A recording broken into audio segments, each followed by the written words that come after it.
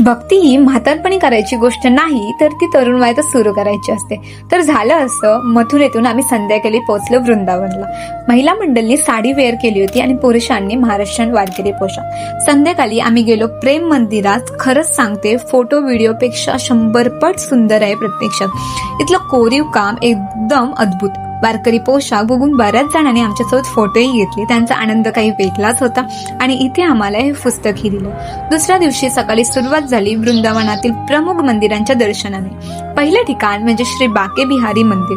रांगेत उभी असताना माझ्या हातात होता गुलाबाचा हार आणि तुळशीचा हार.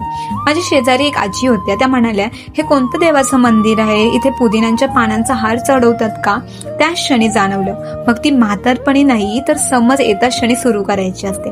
दुसरं ठिकाण राधा वल्लभ मंदिर. म्हणतात ना, राधा वल्लभ दर्शन दुर्लभ.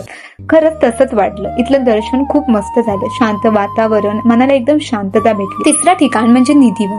असं मानलं जातं रात्री इथे राधा कृष्ण रास करतात. रात्री इथे कोणी राहू शकत नाही. इथे एक वेगळंच डिवाइन वातावरण होतं.